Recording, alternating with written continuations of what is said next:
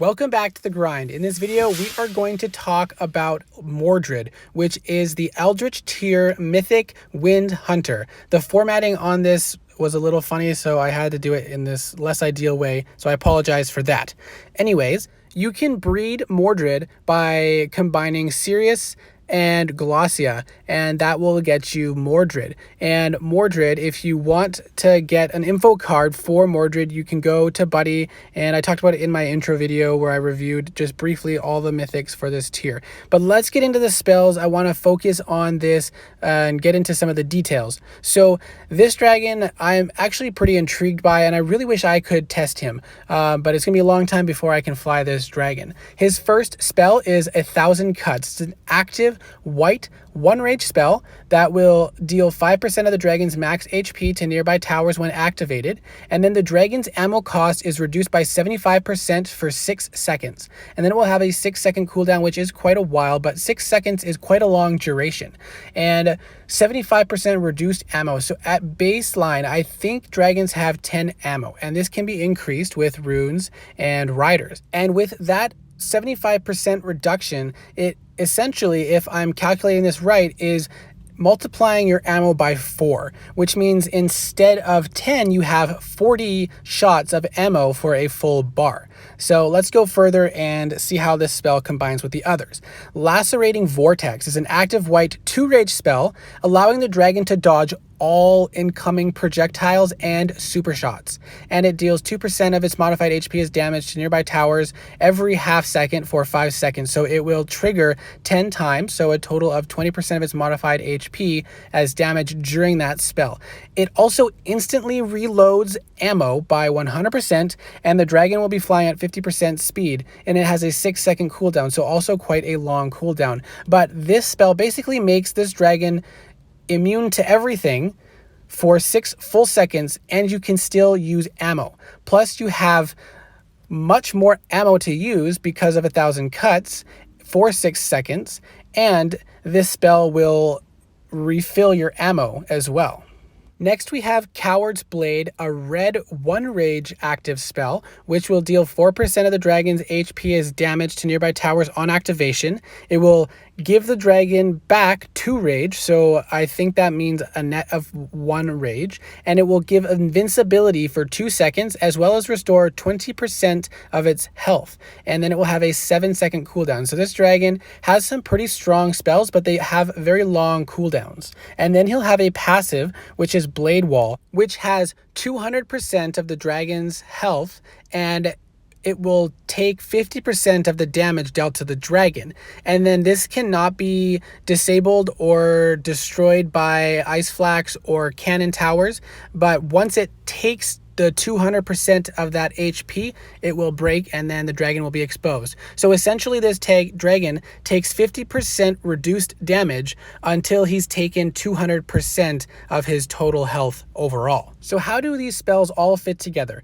Well, he has Coward's Blade, which makes him immune for 2 seconds. Lacerating Vortex makes him immune for 5 seconds. And 1,000 Cuts gives him a ton of ammo. And then Blade Wall kind of gives him this general tankiness until that passive is destroyed. So how I would imagine flying this dragon is I would come around the corner, and then I would use 1,000 Cuts to allow an initial strong burst of ammo against probably the shielding tower, and then either a mage or another lethal tower like an ice flak or the crystal howitzer or a dark flak. And then you would have 2 options. You could either use Lacerating Vortex or Coward's Blade first.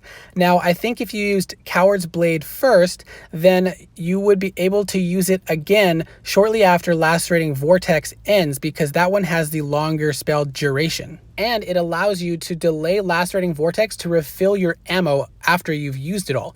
So you would use Coward's Blade, you would get back the 1 rage spent on 1,000 Cuts, so you'd be full rage again, and you would be invincible for 2 seconds and gain back 20% health if you've already faced an island and taken some damage. For that 2 seconds, you would be able to empty out your ammo. Once that ends, you would use Lacerating Vortex, which would completely refill it.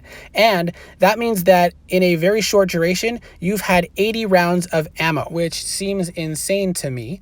And so you've activated Lacerating Vortex, you've used 2 of those rage, and then you'll be dodging everything.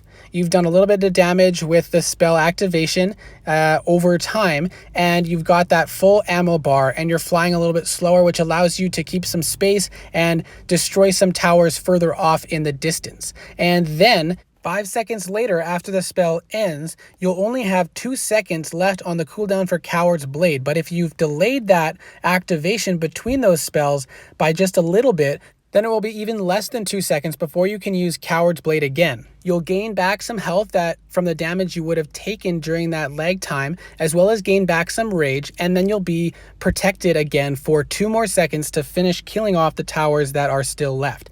At that point, 1000 Cuts would now have been deactivated, and it will take a little bit of time before it's back off cooldown. And don't forget, during that brief 1 to 2 second period where you're exposed, you still have your passive blade wall that will cause you to take 50% less damage until it's been destroyed. So I think this dragon actually has some pretty significant potential.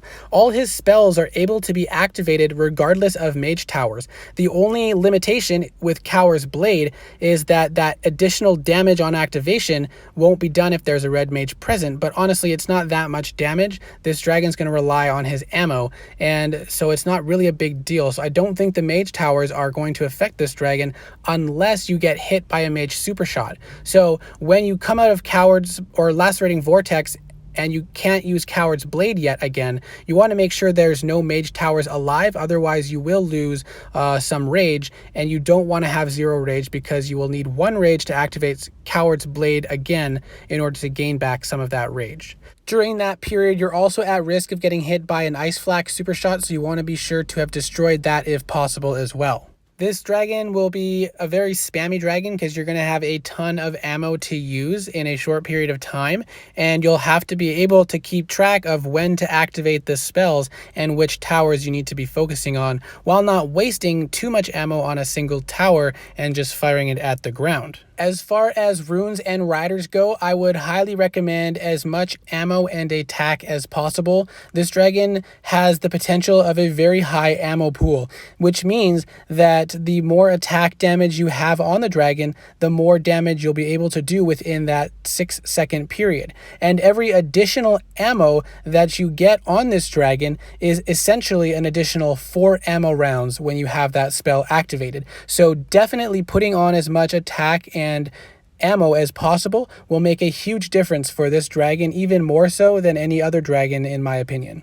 So I really wish I was able to test fly this dragon. Unfortunately, I won't be able to fly him for quite a long time since I just now am breaking into Vanguard tier, and so it'll be quite a while before I reach Eldritch tier, and let alone the Mythics. So if you have this dragon in the near future and you are willing to share some gameplay, I would really appreciate the ability to share some of that on my channel, to use it and kind of break down how the spells work together and to show how, whether good or not good this dragon is. Maybe I'm wrong about how the spells work together, but I'm actually very excited to see this dragon in action. I think it has the potential to be a very strong dragon, which is nice to see because sometimes the mythic dragons, especially in the lineage tier, don't seem to have quite the extra power that we would expect or desire them to have, especially when you compare them to seasonal dragons, even legendary ones